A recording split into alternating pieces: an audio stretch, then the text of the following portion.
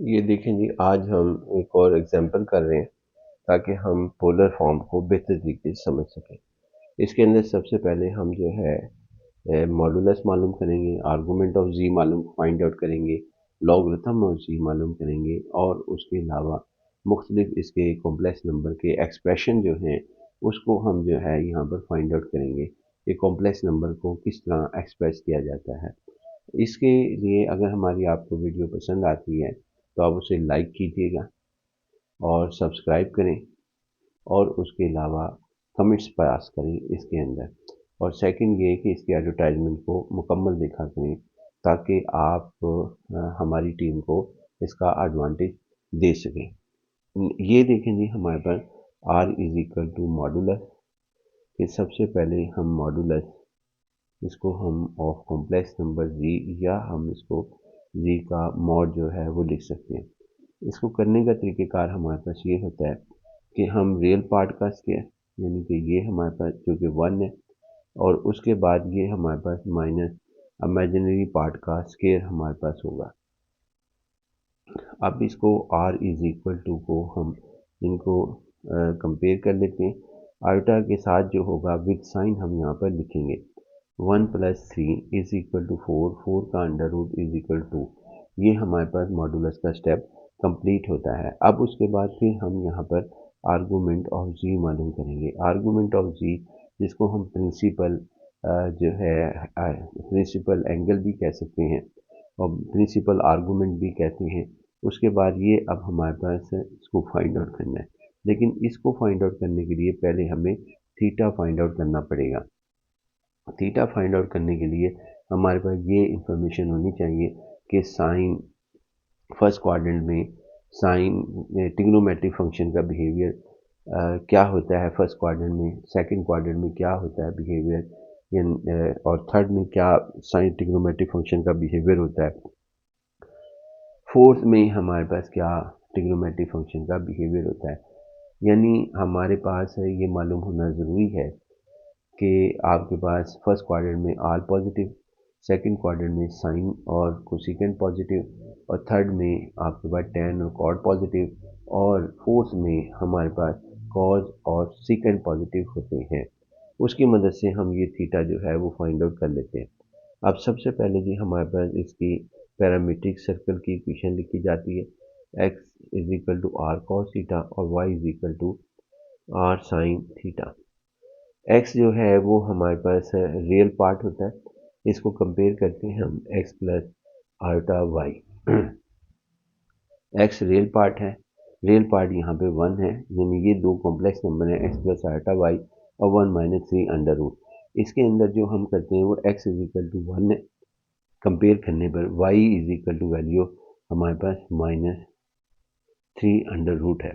उसके बाद r की वैल्यू 2 है यहाँ पर और उसके बाद cos थीटा जो कि ये लिखी हुई r की वैल्यू, उसके बाद यहाँ 2 ये वैल्यू हमने सब्सिट्यूट कर दी। cos थीटा हमारे पास हो गया 1/2 और साइन थीटा हमारे पास हो गया sine theta minus 3 under root by 2 और ये cos थीटा यहाँ पे पॉजिटिव है और ये हमारे पास नेगेटिव है।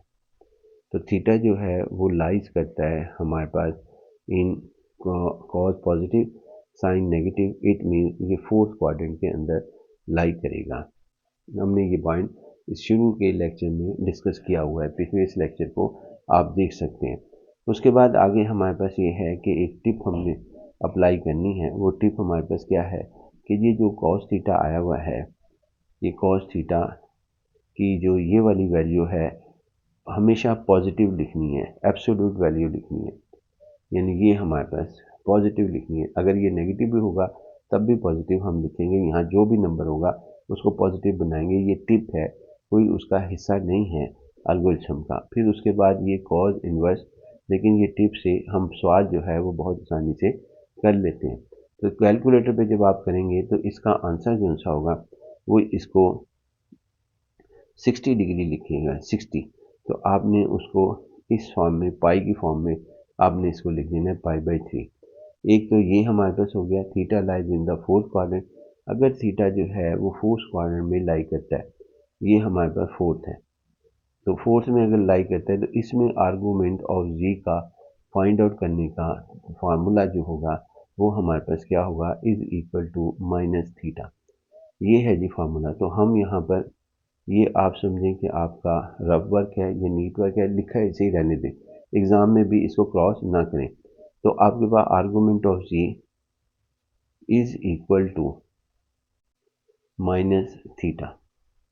तो आपके पास थीटा की वैल्यू क्या है, वो ये रही, argument of z is equal to minus pi कि पाई/3 हमारे पास होगा। अब ये हमारे पास फाइंड आउट हो गया। अब यहाँ पर हम इसकी पोलर फॉर्म जो है वो लिख दें कि पोलर फॉर्म इसकी हमारे पास क्या होगी, कॉम्प्लेक्स नंबर की, जिसका फार्मूला ये है, z is equal to r cos theta नहीं लिख रहा मैं यहाँ पर, आर्गूमेंट ऑफ z यानी प्रिंसिपल आर्गूमेंट हमें यहाँ पे लिख रहा हूँ, plus iota argument of, plus iota sine argument of z। ये हमारे पास इसका आ गया। अब इनकी वैल्यू रखनी है, z की वैल्यू जो हम जहाँ से हमने सवाल शुरू किया था आप बैक करके देख सकते हैं, 1 माइनस 3 अंडर रूट आयोटा हमारे पास होगा।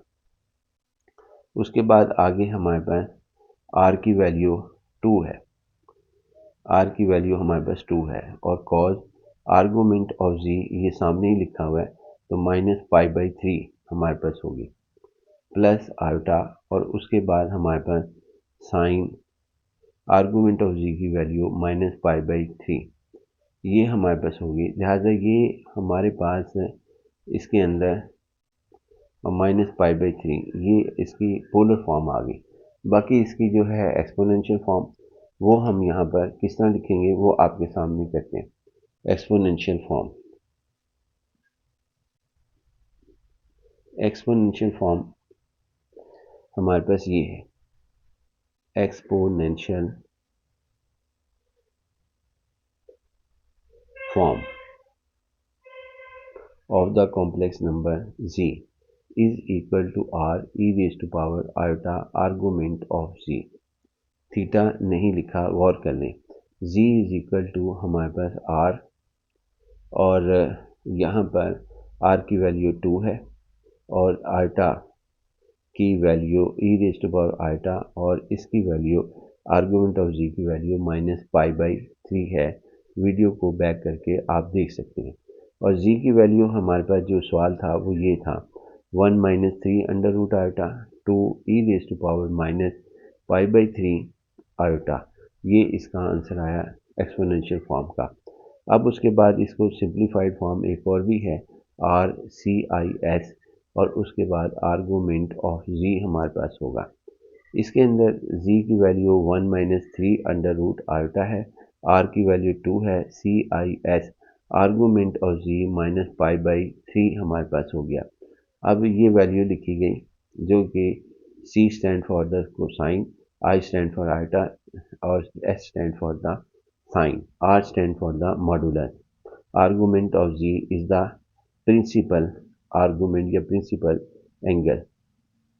उसके बाद हमारे पास ये होगा कि आपने यहाँ पर लॉग फाइंड आउट करना है, लॉग ऑफ जी, जिसका फार्मूला हमारे पास ये है, natural log of z iota argument of z की वैल्यू रखते हैं लॉग, और जी की value 1 minus 3 under root iota, और is equal to natural log हमारे पास इनकी वैल्यू मॉडुलस ऑफ जी जो कि 2 है, प्लस आयोटा की वैल्यू माइनस पाई/3 है।